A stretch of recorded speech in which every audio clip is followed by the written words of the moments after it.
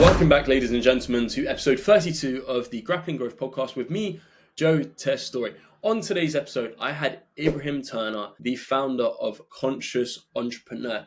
Ebrahim relocated to Bali, Indonesia, about 2 years ago, and he's gone on a really, really cool journey. I've been able to see Ebrahim's journey on YouTube, Instagram, how he's been able to scale down his agency from 12 people to just one VA who's able to operate his whole business so he can focus on profits. But this podcast just does not just focus on business and profits and all of those external things. We really get into the internal. We talk about what it's like to actually be an entrepreneur, the journey that Ebrahim's gone through, how he feels about the current state of Smma, why you should not actually retire your mum as a goal, and many, many more things. It was a fantastic podcast. Him and I, we've been connected. We've seen what each other have been doing for a little while, but it was good to finally actually sit down and talk. This podcast was about 80 minutes long. And honestly, I got to a point where I didn't even realize I was in a podcast. I forgot I was recording, and it just felt like two guys who have very similar journeys have sat down and have just discussed a whole host of things. So please tune in. If you enjoy this podcast, subscribe, share it to a friend, and I hope my journey and the journey of others can help and inspire you. Take care. As entrepreneurs, we all experience challenges in our business journey. I'm Joe Testori, and the Grappling Growth podcast is my attempt at documenting my entrepreneurial journey while building my brands. I sit down with fellow entrepreneurs, understanding how they grapple with growth. I hope you find value and enjoy. Ebrahim, good to have you on the podcast. Pleasure, man. Thanks for having me, bro. So, Ebrahim, first question is, what does growth look like to you? Growth to me is split into two different areas. You've got external growth, which is, I think, what most people would consider growth, right? How are you growing in terms of your business, your physique, all of these kinds of things. And then there's also internal growth, which is more the inner work, right? Your spiritual growth, your mental, emotional growth, and that side of things. To me, I look at it 50-50, and growth is one of my most important values and human needs. I think growth is a human need that we all have. It's a deeper need. It's a need of the soul. And if you're not growing, you're dying, as my favorite mentor, Tony Robbins, always says, right? And so to me, if I'm growing, then generally that's when I feel the most fulfillment, because progress is what actually equals happiness, not the actual thing when you get to them. We'll get into all that stuff later on, right? But that's what growth means to me. It just means doesn't even mean getting better. It just means expanding, growing, whether it's internally or externally, from my perspective. And I'm going to hazard a guess that you didn't have that mindset at the age of 18. At what point in life did you get to where you could look at kind of a yin and yang approach where it was external and internal combined? Yeah, I definitely didn't care about any of that stuff. From 18 to 21, all I wanted to do was just make money, have enough money to go out, get girls in the club, have a level of freedom, not have to live in poverty. It was interesting. I actually met one of my first ever mentor. His name's Marcus, runs a multi-seven-figure digital marketing agency in Norwich. And that was 10 years ago, almost to the date. He was 30 years old and I was 20 when we first met. And he basically didn't want to mentor me, but I forced him to, by getting to know him and actually find some commonality between him, right? And the thing that we bonded on was personal growth. It wasn't actually the business stuff. And through some time of being around him and mentoring him, I was able to pick up a lot. Anyway, recently, 10 years later, we just met again at this fancy members club that he goes to in London. I basically realized at that age, all I wanted to do was literally just to make money, to have external freedom, right? And after I left university, all I wanted to do again was just try and find a way to make money. So that was when I moved back into my parents' shed. It was funny, I was just visiting my mum's house where that shed is, and I just made a video outside of it called Here in My Mum's Shed. Only the OGs will know what that's a reference to. And I remember being there, and I remember exactly what it felt like, 12 hours a day, working trying to build the agency, knocking my head against a brick wall. And the funny thing is like, I do think that is the right way to start when you're starting from scratch. I do think you need to be just very, very singularly focused. But as soon as I got where I wanted to get to in terms of like a level of success, move out, have enough money to have your freedom, make 10K a month, right? I realized that couldn't be all there was to it. And I remember a specific day, I was sitting in my apartment, had the fancy Herman Miller chair, because that was what Ivan Gardzi sat on. And I was like, yeah, this is what it means to be an online entrepreneur. And he asked me on a video that we were shooting for his course, where'd you go now? And the honest answer was I didn't know. I was completely lost. I had no idea why I was even doing what I was doing anymore. And I remember there was a moment when I asked myself, would anyone care if I wasn't here tomorrow? It's just a random thought in my head. And it gives me chills right now just to think about that, because the honest answer was no. I had all these grand ideas about building up this success and being able to take care of my family and doing all these things. But I'd actually lost focus of what was really important in the pursuit of that success. And that was the day everything kind of hit me. And I guess I had a midlife crisis at 22 or whatever the age was, because I realized that if this was all there is to life, then it can't be worth living to me. There has to be more. And so things started to change over time as I started to go more down the spiritual route and just self-inquiry and asking questions like, who am I? Why are we here? All these kind of things, right? That I think we inevitably get to at one point once you've crossed off the bottom of Maslow's hierarchy of needs, right? You have your needs met in terms of food, shelter, water, and then you can start getting some security, and then you can start building yourself up until you try and find out what self-actualization means. And now the way I look at it is it's both, right? It's not just focus on money and be the typical Dubai guru and just try and buy watches. And it's also not sit in Bali on a mountain and meditate all day.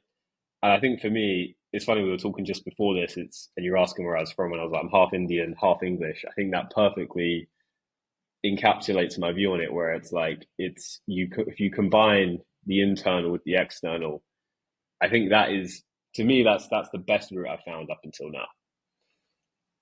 I'm intrigued. You mentioned one point about being 22 and just feeling, you asked yourself the question, would anyone care if I was here tomorrow? Why do you think no one would have cared if you were here tomorrow? So my family would have been really upset. My girlfriend would have been upset. My friends, my close friends would have been upset, right? But the realization that I had is that I wasn't living in a way that was actually bettering others. Everything I was doing was just self-serving. And that was why I felt miserable. I was very atheist at the time as well. We can go into that. That's a whole other topic. But I was just living a self-serving life. And as corny as it sounds, the secret to living is giving. It is actually being able to give. That's why, like, if you've got a girlfriend, it feels so good to provide for her. It feels so good to give to her. If you've got a mother, it feels so good to be able to do things for her. My mum's come to visit me in Bali in like a month or so. And when I was visiting back, she was getting some work. She needed to get some work done on the house because she wanted to Airbnb it before coming out so she could like travel. And, she's just turned 60. I've just turned 30. She's having a like new lease at life. And it felt so good. Just, she had all these bills piling up, new floors and doors and all that kind of stuff. And just to be able to just send her the money for those things without it being a big deal just felt so good. And it wasn't this crazy moment or this big celebration or anything. It just felt good to be able to do that. And I think that's truly what we all want to be able to do. I think deep down, all of us want to be able to do that because it ultimately fulfills you on such a deeper level than just buying shit. Right. But at that time when I was 22, all I was focused on was, let's buy a Breitling watch. Let's buy the penthouse. I didn't buy the penthouse apartment. I was renting the apartment, definitely didn't buy it. Let's go on the nicest holidays because I was internally just so insecure. I was living in fear about what other people thought of me. I was scared the agency was going to come crashing down, and it did at one point. We can go into that. And so that's where it came about, man. It just came about from just suffering internally in silence. And the funny thing was, is it wasn't suffering in the sense of not having anything external. It was all internal. And that almost made it worse in a way, because I would think to myself, what have I got to complain about? Because things do look good from the outside. But the more that gap got bigger, the more external success there was, the more internally I just felt empty. And I tried to fill that hole, that void, with sleeping with girls, with going out, with spending stuff, with doing X, Y, or Z. It didn't matter. And none of it worked. None of it did anything. It's crazy. I think I've been the same way as you. And first off, congratulations to you for helping your mum in that way, shape, or form. And I don't even think, I think internally you're like, I don't even need a congratulations. That is my mum, and I would do anything for her. And I don't think I've shared this story publicly, but 2 years ago, my dad was on the phone to his mum, my grandmother, and she had real bad problems with her knees. And they're in Tunisia, which is a developing nation. Cost of living is significantly lower, but just money, and they're not even wealthy by Tunisian standards. They are a working class family over there. And he came off the phone, just classically just asked him what's up, and he said, "Oh, she's got knee problems." And I just said to him, and my brain started to tick, and I didn't ask him in a place of, how much is the operation going to cost? It was more of a, how much is the operation going to cost? It was kind of like just passingly asking. And he said, it cost this much. And I just said to him, I'll give you the money. And he was like, no, it's fine. Like, I'll take it as a loan or whatever. And I was like, no, at the end of the day, that's my grandmother. If I can afford to get her out of pain, it's not like she's got a problem with her finger. It's her knees. It's affecting her walking day to day. And I just gave him the money. And again, he implored. He said, no, I'll give the money back to you. And I was like, no, it's something I'd be proud of. And I didn't say anything. It was just between him and I. Because as you probably know, there's a lot of family bureaucracy and politics, and things get around. And then I remember about 2 months later, he was on the phone to her. And as we were mentioning, we were talking just before this call, I don't speak Arabic. You don't speak Gujarati too well. I mean, probably to the level of our parents. But I realized what he was telling her was that I gave her the money for this operation. And then she just came on the call crying. And in Arabic, they say, in Hibik Barsha Barsha. It means, I love you a lot. Probably people are going to listen to this and say that translation was wrong. But there was that. And for me, that was all I needed from my grandmother, just to hear that from her voice. And she was there, and I could just feel the love that came out of her. And I think for me, that was probably one of the that's the thing I'm most proud of within my agency, within my business, to be able to turn around and say, okay, here's the money, and that's it. For me, that I can't think of anything else unless, and touch wood, I would have to pay for something for my children or whoever further down the line. But for me, that meant a lot. And even just thinking about that story, I just feel proud of myself, but equally subtly emotional just to be thinking of that there. So I appreciate you sharing that, and that really resonated something in me to be able to do that for your mum. So her plan is, she's just turned 60, the world's her oyster. Where's she looking to travel to?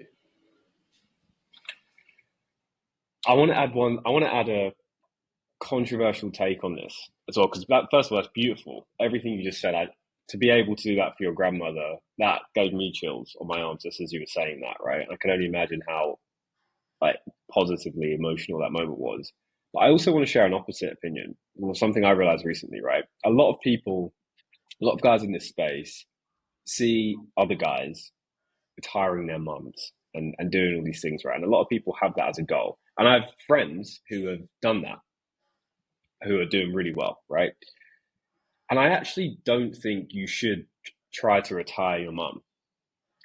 And The reason why is because what happens is when you don't have work to do, you actually don't have purpose. Mm-hmm. And when you don't have purpose, you actually don't feel fulfilled. And so what can actually happen is that you end up out of a good intention trying to retire your mum, but then where do they go from there, right? What do they do? So I only realized this very recently as well. Very, very, very recently. I realized that it doesn't actually matter just how much you're giving physically or financially. What they really want and what they really need is your presence and your love and your emotional support as a man. And again, it comes back to that external and the internal, right? And this is only a thing that I've just realized. But half of the time, what I've realized is that, yes, it's great to provide, but what they really just want is you and your presence. And going back to when I was 22, I realized like, okay, yes, I'm making money to provide X, Y, Z, but I wasn't there. I couldn't even be with them when I was actually with them because my mind was on business and it was on other things. So I actually think that while of course help your family, I'm not saying don't do that. I think everyone's goal should be to do that, but also everyone needs some kind of challenge in their life in order to keep growing, going back to your original point at the beginning of the podcast. And so for my mom, yeah, it's her time to now just go out and explore and grow. And she does, like, she's a yoga teacher and she does healing stuff, and she wants to do that more. And one of my next goals is to build a retreat center here in Bali for entrepreneurs. And the prospect for her of getting to be a part of that in the future is so exciting to her. Like literally fills her soul with joy to be able to do something like that. So yeah, just wanted to add that in as well, because I think a lot of the time we can think that we can trick ourselves into believing that, like, okay, if I just work more, I can make more, I can then give more to my family, which is fantastic. But then there is also an equal and opposite reaction to what happens if you achieve that. So just for anyone listening, it's just something to think about. And I know it goes against what everyone in the online entrepreneurship space says, but I think it's true. I think we all need purpose in our lives. I actually agree with your point there. If I went to my mum tomorrow, said, "Here's 500 grand, the mortgage is paid off, blah blah blah," but you have to stop working, she'd say, "Fuck that." So my mum, she's a psychotherapist, and for the bulk of my childhood and my siblings' childhood, my dad, he's been a builder for years, runs a small building company in southwest London. She would do a lot of the back end. She was kind of like the puppeteer, just putting out fires, doing all the admin stuff that he hated and just couldn't do, quite frankly. And then she had a very small job in the NHS for about 16 years. And then it was I guess it was like a turning point in her life. One of her good friends, who was a bit older than her, died of cancer. And that was in 2012. And that was it. That was her moment where she stopped smoking. She started going to the gym. She trained up as a psychotherapist. She's now a hypnotherapist. And she actually runs her own retreats in Portugal and Morocco for women in their menopause. And I know for a fact you could not give her money and say, "Stop doing this," because for her, she felt as though she gave up her, I don't know, her probably prime years, 30 to say 45, thereabouts, maybe a bit in between, for her kids, for the family. And now this is her time. What she says, she's in her autumn season, and she loves the people that she helps. And at times I'll get on her and say, "Mum, you need to raise your prices. You're burnt out." But for her, being able to help doctors, nurses in the NHS, she volunteered for about 5-6 years at a homeless shelter every week to help people who were homeless, drug addicts, or just addicts in general to other substances, and never made, it was a charity, so she wasn't paid in the slightest. So for her, being retired, it doesn't interest her, and she says she wants to work until she's got dementia, and hopefully that is never, but that's her working for the next, I think she's 54. So for her, she wants to be working for the next 20, 25 years. And I know if I came to her and said, "Hey, retire," she would see that as a big insult. So I agree. And I think to your point about purpose, you hear a lot of people who exit a company for a 50, 100 mil valuation, and they say the next day I was just bouncing a ball against the wall, just thinking, what do I do? And there's tons of stories about that where you think you, and I think the concept's called an emotional dive, whereby you hear of elite level fighters. Tyson Fury said that the 3 to 5 days after his fight, he would be on a bender, sniffing coke, and he was just in this place where he thought, I lost all my purpose. I was working for the last 3-4 months towards this mega fight. I was paid whatever 20-25 million, and then what? Where do I go from here? And I really believe, and I even look at myself and think, I don't want to retire anytime soon. I want to do stuff that gives me fulfillment, because, as you said, when you stop learning, you stop growing. 100%. I couldn't agree more. Love So, that. Ibrahim, I came across one of your videos on YouTube while I was eating lunch a couple of weeks ago, and as we mentioned, we're in the same school year. You've just turned 30. I turned 30 in February, so 5 months ahead of me there. I didn't go through all of the video. I watched a few of the points. What advice would, if you could go back, give to 20-year-old Ibrahim right now?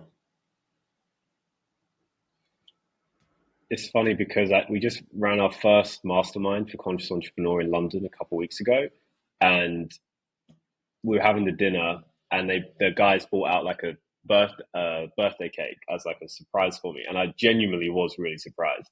And I'd also had a margarita, and I hadn't drunk in about 6 months, so I was also very tipsy. And I'm standing in this room, 24 entrepreneurs. Most of them are agency owners in some different other fields. Most of them are around 20 as well. So as I stood up to give a little speech, I was thinking, okay, what can I say here that will be some good wisdom for them? And the one thing I would say, looking back, if I look back at this last decade, I've been doing a lot of reflecting recently. I don't actually regret anything. I genuinely have zero regrets. Would I do things differently with hindsight if I went back? Sure, I would do some things differently. But I genuinely don't regret anything. And I think the reason why is because at all of the inflection points in life where I was at a decision tree, and it was go and be an investment banker or go and work back in your mum's shed to try and build an online business, right? Continue trying to scale the agency to hundreds of thousands a month, or actually find what your true purpose is and go into that. There's all these different moments in life. One of them actually happened really recently, 5-6 months ago. I was here in Bali, and I was sitting in a sauna at this cool, amazing health spa that I love. It's called the Astana. And this guy walks in to the sauna. It's just me in there. And he looks at me straight away. He's like, "Oh, it's you." And I had no idea who this guy was. And he's this German dude, long hair. Long story short, we start talking, and he recognized me from somewhere online. And it turns out this guy was a monk, and he's basically, his whole life's work is around studying death. And he believes that everybody should witness death, to the point where he's actually building a death sanctuary in Portugal where people go to die. And you actually see the body burn, and you physically look at that. And he thinks everyone should be able to look at that body burn so that you can actually see what it looks like, what death looks like. And first of all, I was thinking, wow, this sounds really morbid. And he's saying it with a big smile on his face. But if you think about it, it makes total sense, because we all live under the illusion that we're going to live forever, right? Logically, you and I would agree that we're going to die. We all know that we're going to die, but we don't live that way. We live like we're going to live forever. We procrastinate. We live in fear. We don't take the risks that we should take. And in that moment when I was sitting in that sauna with him, he asked me a question. He said, "What would you do if you knew you only had 12 months left to live?" And that question penetrated me, because that was the moment I realized I would actually not be doing what I'm doing. I'd be doing something different. And that was when I decided to go all in on Conscious Entrepreneur, because what I would be doing was helping other men potentially grow business-wise and internally and otherwise. And so there's these moments that we get in our life where we either choose to take the jump or not. The only thing stopping you from taking that jump is fear. And I was just coaching someone through this who's also in a decision point in his life. And it is just an illusion. Fear is just something that's created by the mind. It genuinely is not even real, but it's the thing that holds almost everybody back in life, because we're programmed to believe that there is security in the known. Even if the known is a shit situation, even if the known is a 9 to 5 that you actually hate, or if it's working with clients who you don't even respect you, but you just are too scared to let them go because you're worried about what the financial implications would be. But the reality is like you're the only one holding you back.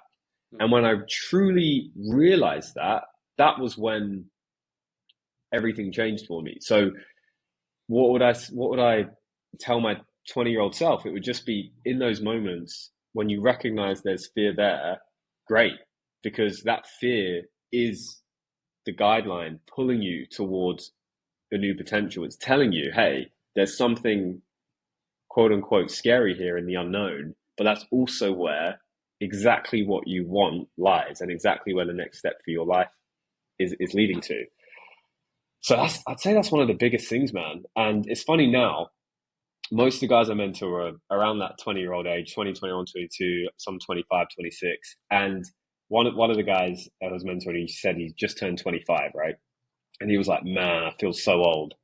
And the funny thing is I remember turning 25, and I remember realizing, oh, I'm now closer to 30 than 20. And I always used to feel like I didn't have time, to the point where every Christmas that would come around, I would have massive anxiety, because it would just remind me that another year is coming to an end and I'm not where I want to be. And I would live with this like heaviness, like, and just this genuine, just not hatred for myself, but just this like disappointment that I'm still not where I want to be. Now being 30, I genuinely feel younger than ever, more energetic than ever. Actually, I'm biologically younger because I'm healthier as well, like my biological age. And I feel like I know how much time I have now. I can see with a completely different lens. I just feel more free because of it. It's crazy, man.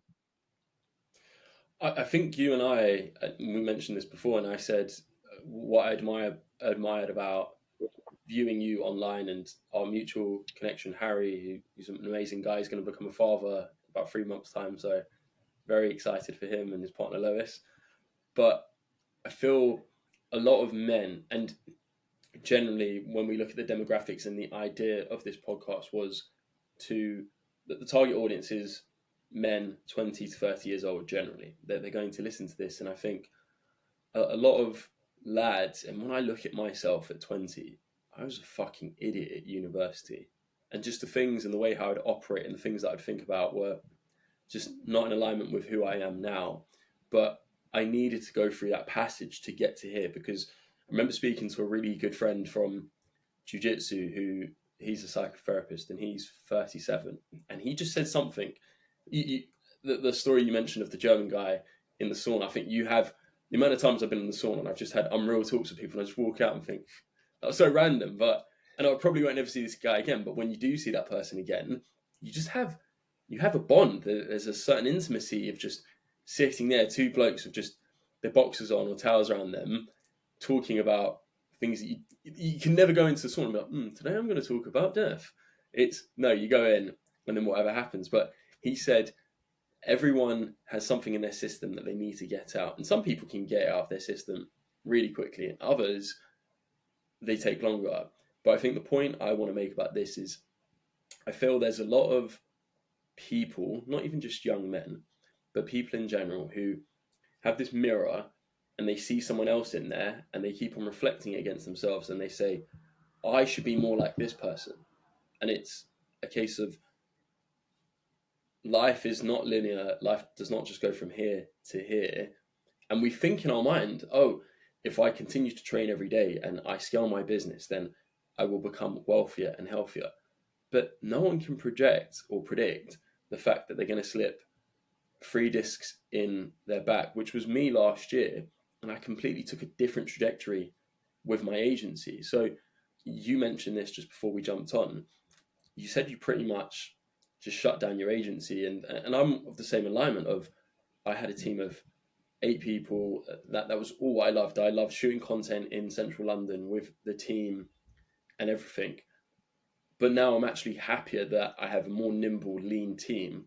So could you kind of just paint a picture for the listeners as to what happened there and what revelations you came to? Yeah, man. We've been in the agency space for about the same time, right? And so the goal was always to scale the agency, make more money, hit bigger revenue marks, and all that kind of stuff. And what happens is, I actually remember the point I was going to make now earlier from when I was in that members club with my mentor, and it will relate to this. So I was in that members club with my mentor, and there was another guy there. I didn't know this guy. He was probably 45, 50. He was a copywriter.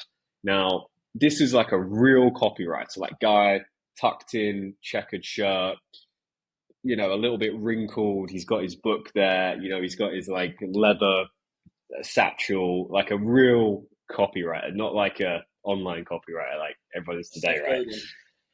Yeah, and he was hilarious. This guy was just speaking his mind, and he goes to me, "All of you guys aren't real business owners. You're guys who didn't want to have a job, and so you just figured out another way to not have a job because you just didn't want to go into 9 to 5." And that is fact, man. Like, most of us just don't want to live a job and be in the matrix. That's the actual truth, right? Yeah. And so what ended up happening with me is that I built this team up. There were 12 of us. I actually had a bunch of them come over to Bali. So we had an office, and it was, it was cool. Like, we were doing the agency thing there, but instead of focusing on what I was good at, like the front end stuff, like content, sales, leading, mindset related things, inspiring the team, I just ended up becoming a manager because there were so many team members. And whoever told you that having a bigger team is a good thing to having an agency, at least in an online agency, just is either lying to you or they're trying to sell you a course, because it is an absolute nightmare, an operational nightmare. And so what happened is there was one night where I basically had to let 10 of them go in one night. And I had to have that conversation 10 times over with 10 of them. And some of them had been with me for over 3 years in the agency.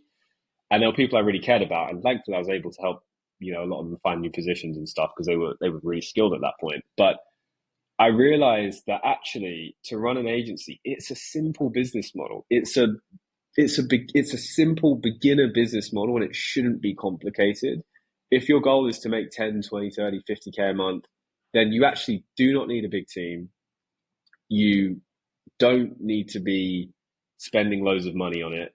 You just need, the way I structure it now is just I have basically a guy who used to be my VA, who I trained up to where he just runs all the operations. I call him just a VA operations manager, aka his name's Mohid, and I call him Machine Mohid because he's just an absolute machine.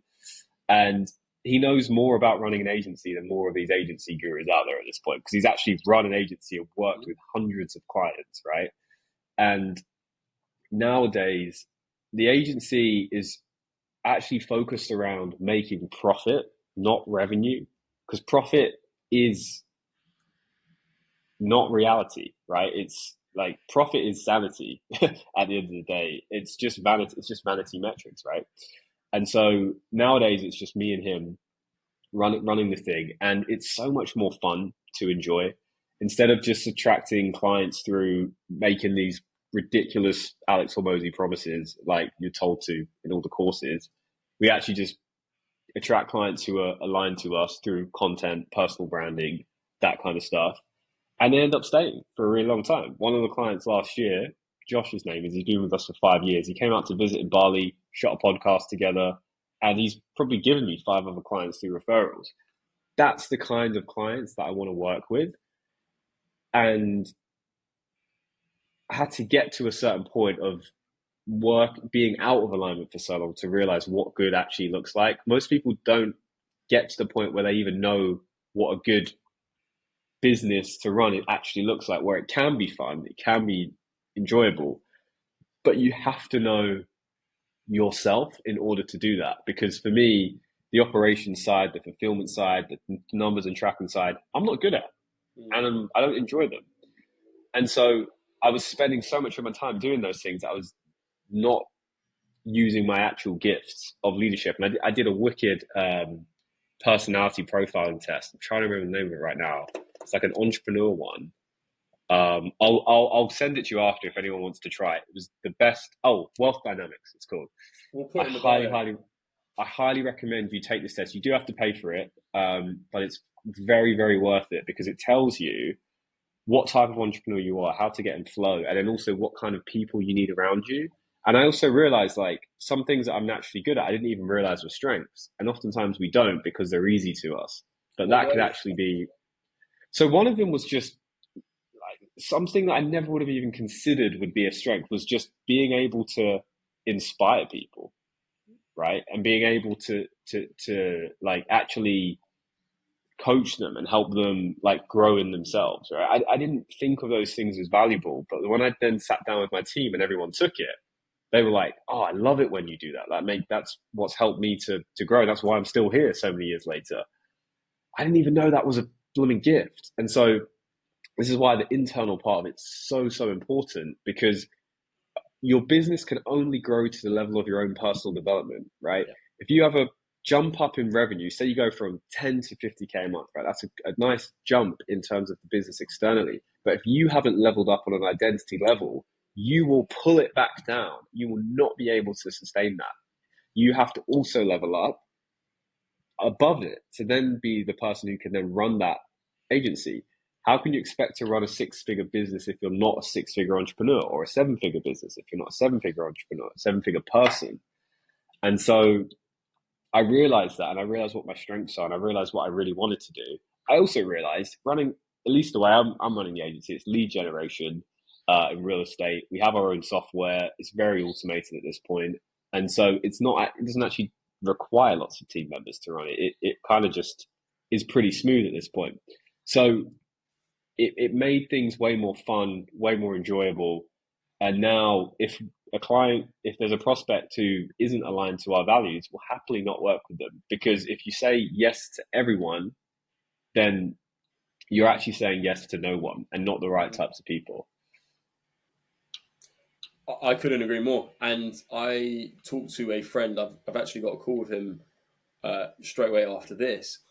He runs an agency doing around 50K a month, and it is literally him and his VA, and he's got the model nailed down, and he's such an authority within his niche. And I won't mention who he is because he'll kill me. He stays so private, but he's one of my best friends, and he's just, when I listen to him, he just talks with such clarity. And I think the point you were making about being, you need to be in alignment with who you are, and you can't just jump up and be like, "Oh well, I'm this person." There's internal work that you're doing, and equally, and I give him that, he works hard.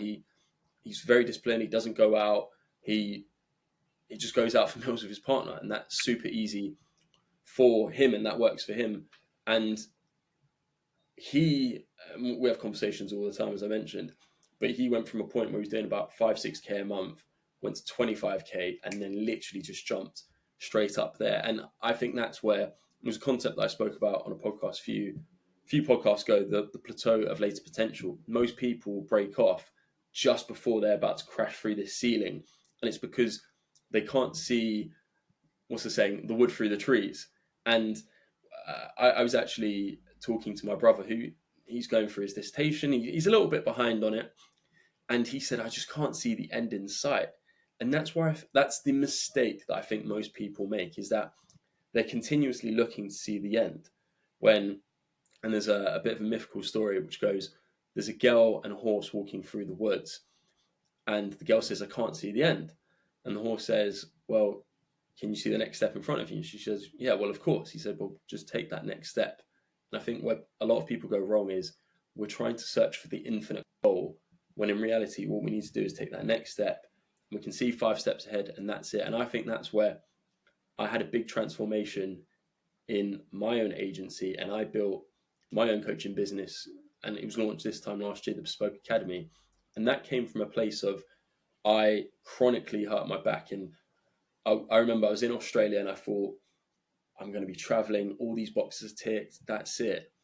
But I was in extreme physical pain March, April last year, and all I wanted was good health. And I realized that the agency that I was running at the time was just causing me chronic stress. I was jumping on calls with clients in the US, the UK, while being in Australia. And I remember jumping on with my sales guy at the time, Conrad, who was one of my best friends. And I'd be on calls till 3, 4, 5 o'clock in the morning, waking up miserable. And it was just at that point, I remember my partner at the time, he's amazing. We were on a trip in Western Australia last May, and she said, I think you should take some time off. And that was the moment for me where I just said, yeah, what I'm doing to myself is never worth it. And you get those moments where you jump on the phone to your mum or someone who's important to you, and they say, listen, slow down. And a bit of you, your ego's rising up, and you're thinking, fuck that. I know what I'm doing. I've done this before. But it's having a bit of humility. And I think this is where age comes into, where you say, actually, it's okay, I'll slow down. And realizing, and this is what I found from a guy who's on the podcast last week, ironically, his name was Guy. He said he scaled his consulting business to £1 million run rate, but now he does 27% of the revenue is what he was doing before, but the profit is the exact same, or I mean, relative to what he was making there before. And I think so many of us as entrepreneurs, we're fixated on these huge milestones, these landmarks, these numbers, which ultimately, as you said, revenue is vanity, profit is sanity, which we've heard tens of times over on there. If you were to give any recommendations to people listening, curious, top 3 book recommendations in the realm of business, and top 3 podcast recommendations as well. So the book I always go back to and that genuinely changed my life was a book called Breaking the Habit of Being Yourself. It's by somebody called Dr. Joe Dispenza. And essentially, the way I came into contact with this book was years ago. I was meeting a friend for Chipotle in Covent Garden, and I was early. I'm not usually early. We were late for this podcast. My bad. Technical difficulties. And I stumbled into this old bookshop, and I'd never seen this bookshop before. I walked through the library of books, and there's this one book that jumped out at me, and it was this book by him. And I just thought, there's something about this book, I'm just going to buy it. And I didn't look at it until weeks later. But what it basically described was the science of manifestation. Up until that point, if you'd said the word manifestation to me, I would have thrown up in your face and closed the door on you like a Jehovah's Witness. But what this book did was break down the actual quantum physics, the epigenetics, all of this more new science of how it actually works. And it completely changed my paradigm and worldview, because basically the main premise is that we understand the world through physics. Physics talks about matter. This microphone in front of me is a physical microphone. But what quantum physics basically shows you in neuroscience is that it's made up of atoms. Everything is made up of atoms. You and I, including everything in this universe, are. Within those atoms are actually 99.99999% space. And in that space is energy. So through that shift in understanding, knowing that we are made up of atoms, which is space and energy, that means that we are actually energetic beings. We're not just these physical meat suits. And so as I started to understand and see the world in a different way, I started to do lots of meditation. I would meditate 3 hours a day when I was first doing this to really go inward and shift things. And then what started to happen is my business started doing better. Money started appearing. The girl of my dreams literally appeared in front of me. And you could say it's coincidence that it all just seemed to happen at the same time. But my belief had changed to the point where that was my new paradigm. And since that moment in time, I realized that our internal state massively plays a role in this. And the thing I always say, and what I have tattooed on my arm, is internal state equals external reality, right? Your internal state is made up of your thoughts, made up of your feelings, and also the environment, where you are, who's around you. These are the main things that affect you. And so if you can learn to change your internal state, then your reality will change around you. It requires action as well, don't get me wrong, but the starting point is the internal. So that book laid the grounding for basically my whole philosophy and a lot of the stuff that I share and teach now. So that was a great one by Dr. Joe. Highly recommend that. Second one is just a great one that I think everyone should read is Psycho-Cybernetics. I Such a had good that book. book in my mind right here. Yeah. It's such a good one, right? And it basically just says that your self-image and your imagination, again, is what actually creates your reality, right? Everyone has probably done Sam Ovens' Alchemy of Self, right? Basically, creating yourself first. It works. It's real. And you have to continually do that, because if you're somebody who values growth and you want to have a life that is outside of the norm, you constantly have to essentially die from an ego sense and be reborn to become someone new to then get to the next level you want to. Quick story on Sam. When he stopped doing consulting.com, he basically went on a massive shroom trip and had that realization. That's why he started school, which is what his real passion is, right? So Psycho-Cybernetics is another massive one. In terms of a third one, God, there's so many that influenced me.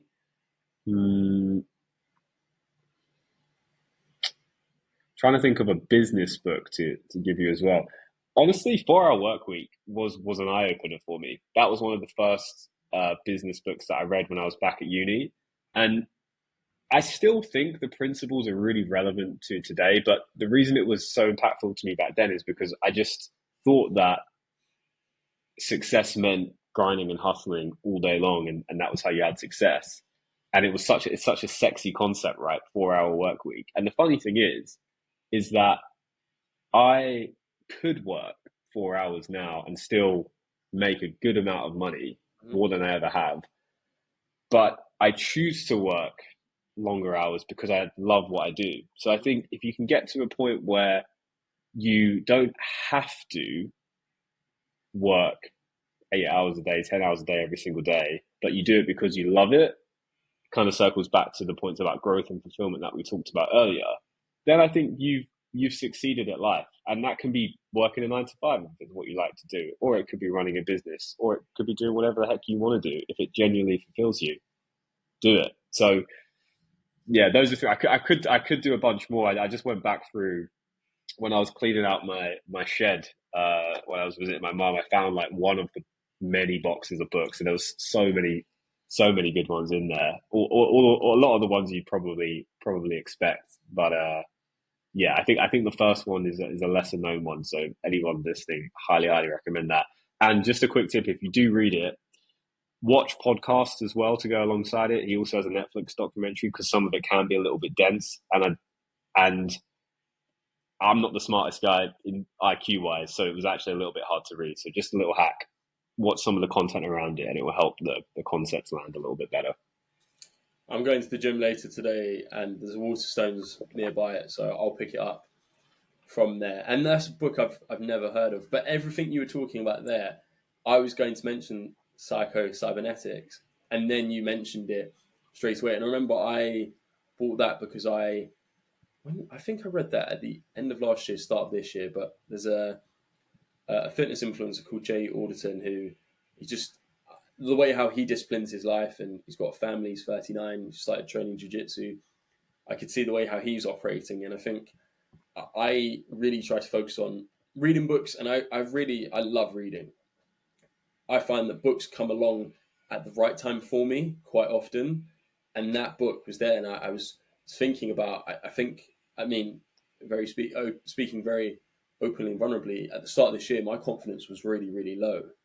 So I've just spent my sole focus for this year has been to work on my health and my internal well-being, because I think similarly to what you were saying, without that, you could be making 15, 20K a month in your business, but what the fuck does that matter if you're not waking up happy? And look, happiness is a flux. It is not a constant state, and it's something you have to work on. But what I've just tried to focus on and find is small pockets in life where I can derive happiness from. So I will routinely, for at least an hour and a half, take a walking call, go to the woods, pick up a coffee, and just find those small pockets. And I believe it was Naval Ravikant said, if you can't be happy with a good cup of coffee, you won't be happy with a yacht. And that's where I think so many people are displaced. And that's why younger people, for me, are that they're chasing the wrong things within life, within their business, when the simplicity of just being pure and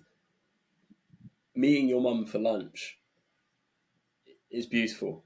But the second part of that question was, what podcast are you listening to right now?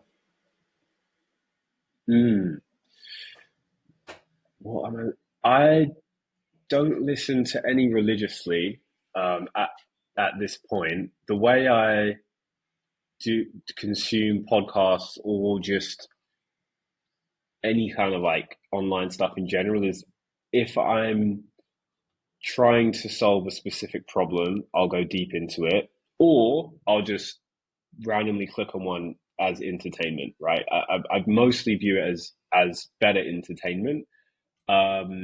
Want some couple that I like Stephen's stuff with Diary of a CEO. I just really like how he asks penetrating questions and you get real depth on those podcasts. So I really like those. All hands in, is it called, with the four billionaires? All in podcast, something like that. With the four billionaires, those guys are. I highly recommend that. You will feel so smart after you've listened to one of those podcasts. After it, one of my friends, Gia, he was kind of like the Tai Lopez of the Netherlands. If anyone from the Netherlands is watching, they'll know who he is because you wouldn't have not been able to see him. He did tens of millions in course sales. He was like the proper like course guru guy back in the day. He told me about this podcast and put me onto it, and it's really, really good just to get like an economic understanding, but from people who have actually, they're all billionaires, but they've made like legit money and they just openly share everything. So super, super valuable. The other one that I watch, which no one would have heard of, is called the Great Awakening podcast. It's got like 6,000 subscribers on YouTube. And basically it's run by a guy called Aaron Abke and someone else. And what he basically does is give real world news. So like all the shit that's like actually going on in the world without like going down the whole conspiracy rabbit hole. I'm very, very deep into that. They give really good information, just like what's basically going on right now, world-wise and economically. So that's one I listen to. It's like once a month, and that's about it. That's cool.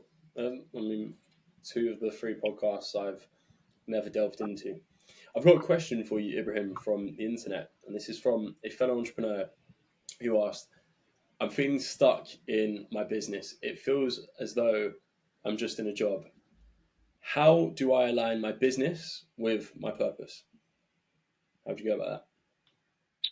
How do you align your business with your purpose? Well, here's the thing, man. First of all, it might mean making a decision that is very scary to you right now, because maybe your business isn't aligned with your purpose. But here's the thing. I think people look at purpose as an endpoint. I don't think it works like that in reality. So if I give myself as an example, I'm running the agency for 8 years. I knew that wasn't the end game. From the day I started it, I knew I wouldn't be running an SMMA when I'm 60, right? I knew that. But I knew that it was leading me to another point in the future that I wasn't yet aware of. Learning the skills, sales, marketing, how to manage a team, how to communicate with clients, how to use systems, like how to build relationships, all these different things. I knew that they would lead me somewhere. So sometimes finding your purpose is just as simple as, like the analogy you gave earlier, just taking the step that's in front of you. Now, how do you know which step to take? Well, there's oftentimes a conflict between the mind and, let's say, the heart or the soul, right? The mind might tell you to do one thing, which is oftentimes is really coming from ego, and your soul might be pulling you somewhere else. So if you're in a position where you're trying to find your purpose, it's probably something deep down inside of you. An intuitive sense is telling you maybe you're ready for something else. So all I would do is ask the question, what would you do if money was no object? If you already had all the money in the world that you wanted, what would you go and work on? sit and ponder on that, because that will probably give you a lot of insight into the direction that you might want to be moving. And then what you can do is you can just take steps towards that. Some guys are like all in guys. Like when I moved to Bali, I didn't know anyone apart from one dude I met through an online course, which was trash, but I met him, so it was worth it. And I just left everything and just moved. And I was like, YOLO, let's see what happens. But let's say you have a calling to go somewhere else. Get a flight, go check it out for a week or two, right? Take an action that leads you in that direction and go and just taste it, test it. If you think that maybe you're a good coach, well, how do you like helping people? Is it something that you would do for free anyway? Like I realized for myself, I was doing it for free for ages without realizing, just because I enjoyed it, right? Maybe the same was true for you. So I would say that's how I would look at it. It's not a destination. I can tell you for the first time in my life, at 30, I'm at a point where I know what my purpose is, at least for this next season, in terms of what I'm building with Conscious Entrepreneur. The mission is to raise the collective consciousness of entrepreneurs specifically, because it's entrepreneurs that change the world and not governments.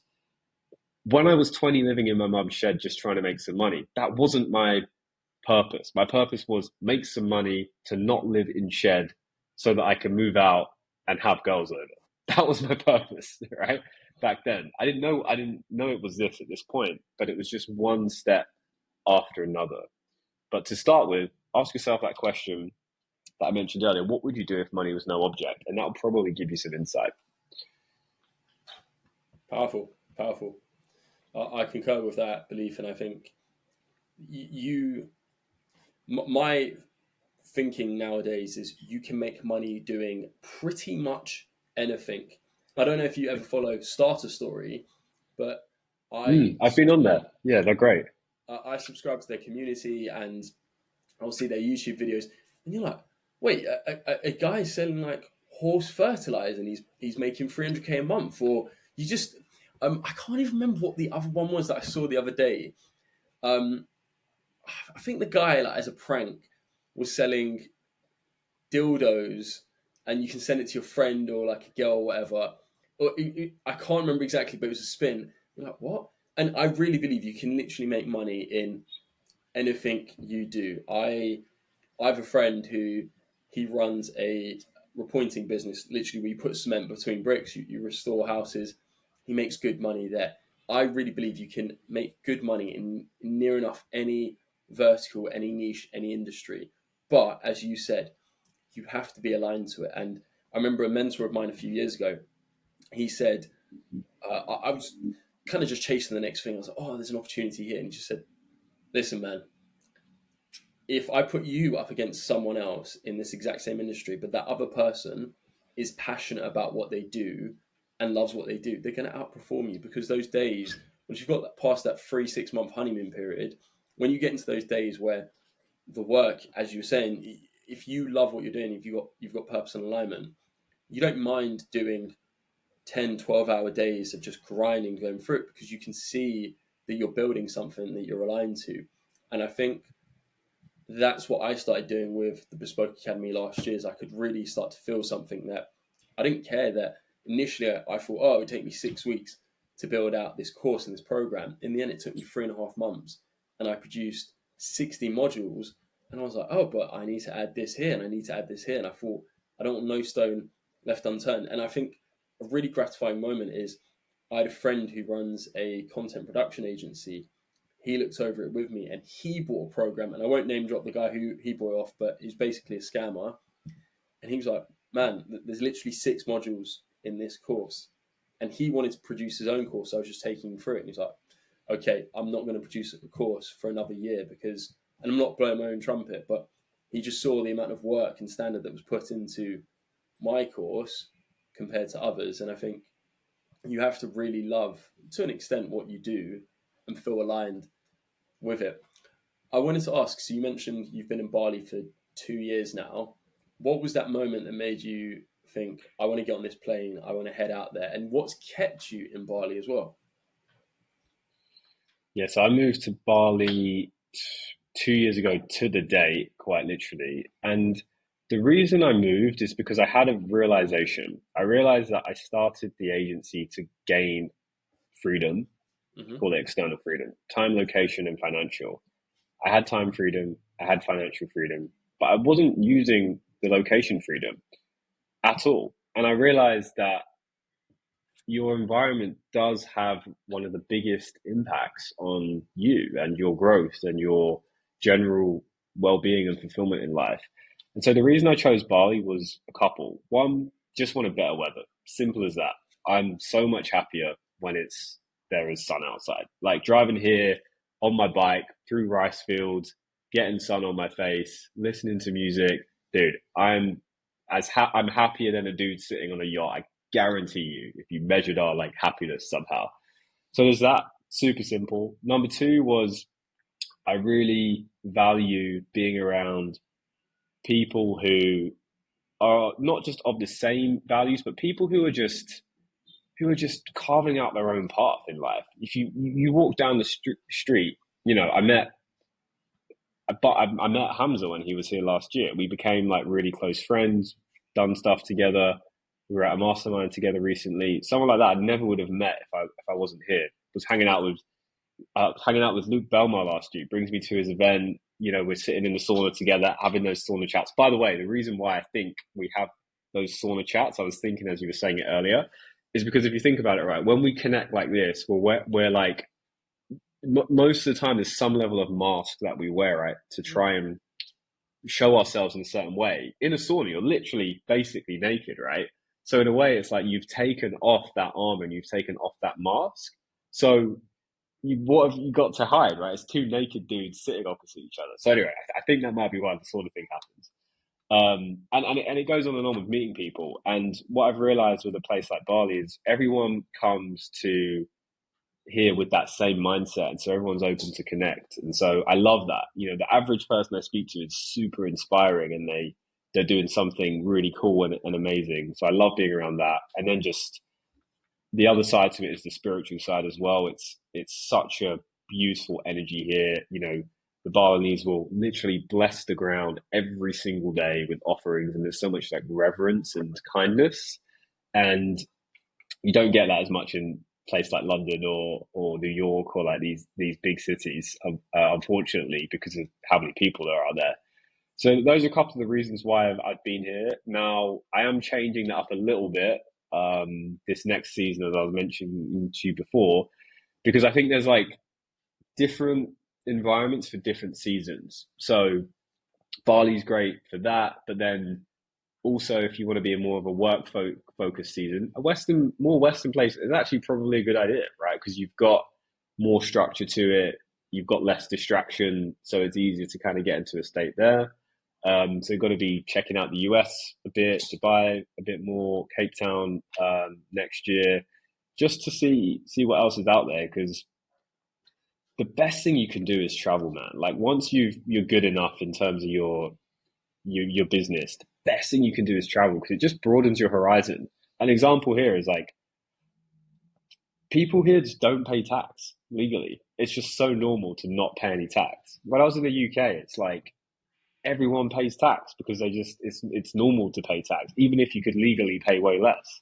Just things like that, right? The mindsets are so different. And I realized that I used to define myself as more of an introverted guy until I heard Carl Jung's actual definition of what an introvert and an extrovert is. I used to think it was, do you like being around people? Do you get energy from people and that kind of stuff? And I always used to, when I was in a social setting, I would feel like quite tired after. So I thought I'm probably more introverted. But I realized the actual definition of it is how you process information in the world. So for example, an introvert might be like a computer programmer, like wants to be in his room on his computer, reading books, textbooks, learning from there. Whereas an extrovert, through a conversation like this, would actually learn so much. And I realized, oh, that's actually exactly how I learn.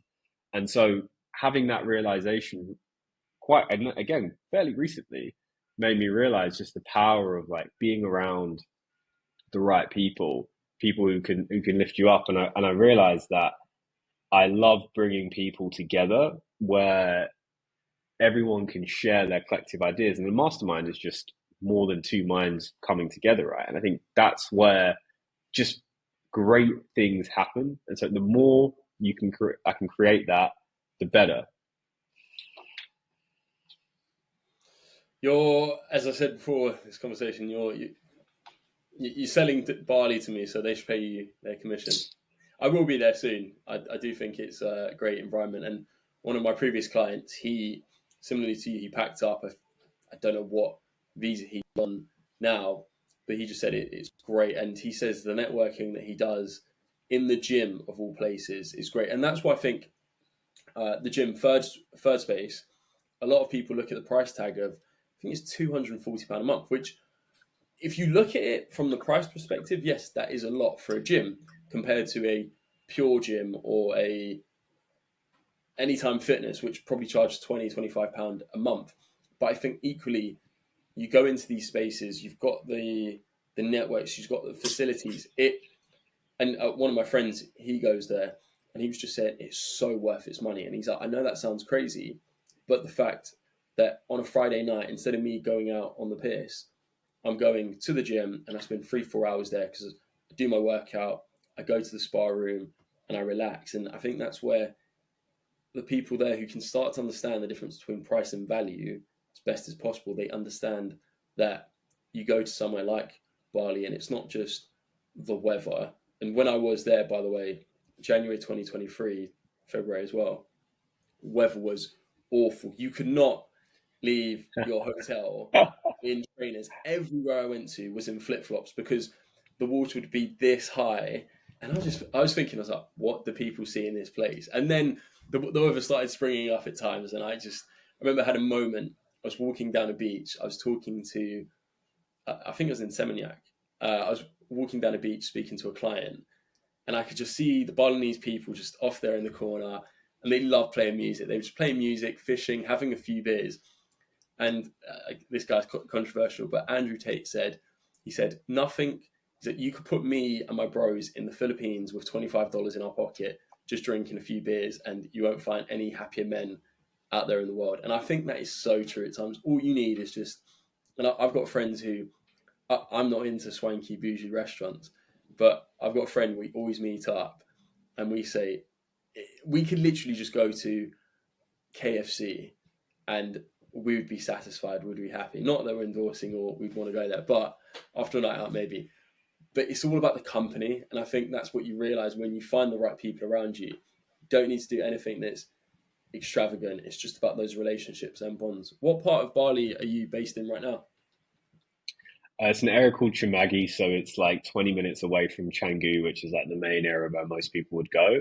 Canggu's kind of like the city of Bali, where it's like my gym's there. It's like $200 a month, so it's not bloody cheap at all. But again, same reasons you said. But where I live is just like a little bit out, so it's like ocean, rice fields, very calm, gated community, lots of families. I'm living that old man life now, bro. I'm like 30. Girlfriend's coming over in a few days, just ready to basically retire at this point.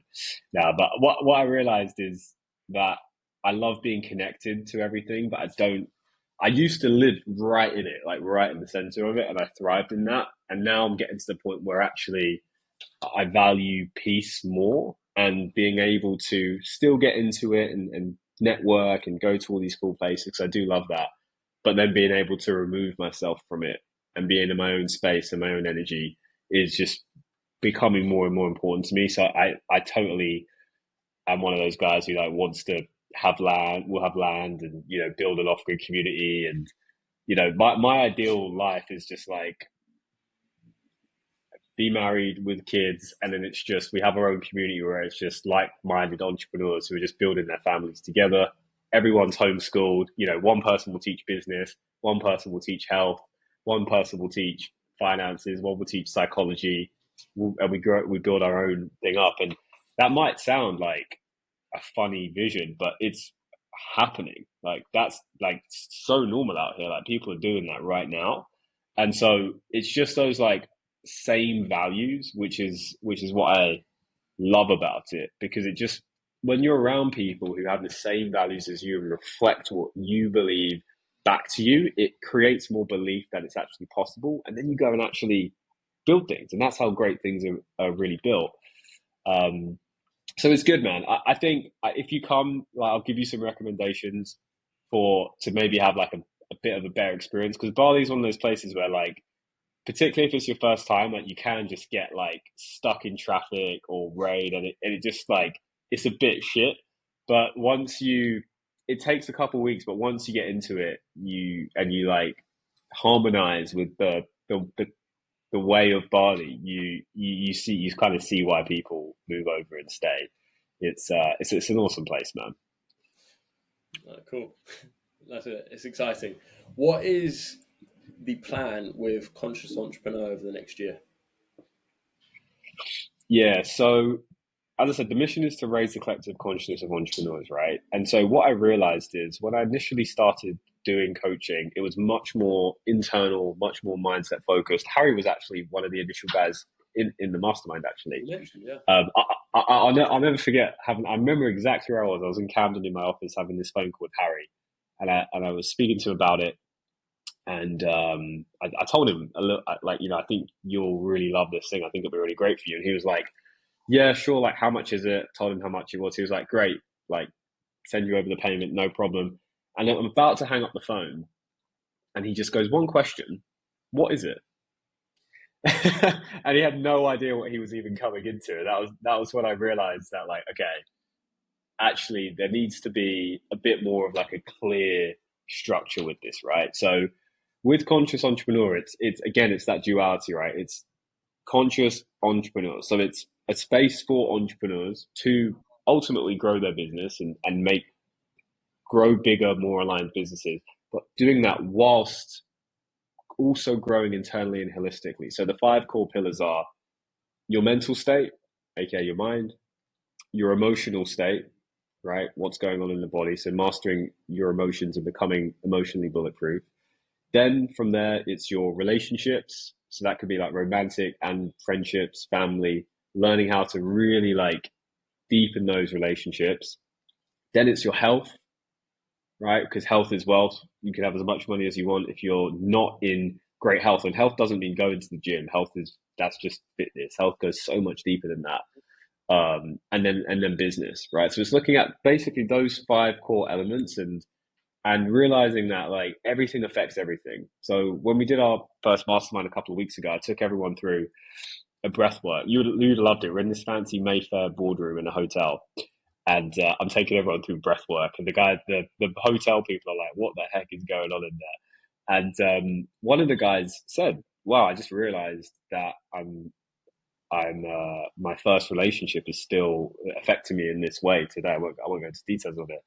And it was beautiful, and it opened up this conversation where people started to realize, like, actually, wait, I'm also getting affected by that. And if you actually look back, that's one of the biggest reasons why you start a business in the first place, right? It's because you want to get girls when you're younger, or attract a wife, or whatever it is. But we never talk about that stuff. So it's a space to have that level of vulnerability, because vulnerability equals strength. If you're such an alpha male, why are you afraid of going into your own emotions, right? There's a way to be able to take responsibility for your own emotions without just being like a complainer or a whiner. Because if you don't, then the woman you're with doesn't feel safe with you, because if you can't take care of your own emotions, then she doesn't know what you're going to do, right? You might pop at any moment. I used to be terrified of my dad when I'd come back from school, because sometimes even he was a great dad, nothing but good things to say about him, but he was so overworked and had no idea how to manage his own emotions because he was beaten as a kid. Sometimes he'd just pop, and I was scared of him, and that blocked our relationship from going deeper when I was younger. That's changed now because of doing this in the work, and it really just goes deep into all of those areas. And I just want to normalize talking about this stuff, or understanding how to let go of trauma, or learning how to really gain like deep spiritual growth and learn this wisdom to the point where it's just like everyone just knows about it and it's just normal. That's really the mission of it. So yeah, that's what we're doing. It's a 10-year vision, man. There's a lot of stuff in the works for it, but yeah, we're just getting started. Unreal, man. And on a lighter note, you briefly mentioned UFC as opposed to football. Did you watch the event this past week in UFC Vegas in uh, the Sphere? That's what they called it. I was calling it El Noche or La Noche. Yeah, mate, not live because of the blooming time zone differences are like usually an absolute bugger. Well, they are for everyone, but I did catch some of it, and that main event was I get that's the one thing I get emotional at that outside of myself is UFC, because I'm so bought in to the fighters because I relate to them, and UFC is the greatest marketing organization on earth because they tell the stories so well that get you bought into the characters that they are. But yeah, I love it, man. I took when I had the team last year when I was in London, I took them all to UFC London, and it was so sick. I definitely want to go and see. Like my goal is to like get some front row seats to a UFC fight and just be there front row and experience it because there's nothing like a UFC fight in person. What's if you can claw back? What's your favorite UFC fight ever? Oh, Or mate, throw out a such a good few then, question. because I think that's just too much of a. So my favorite fighter is Israel Adesanya.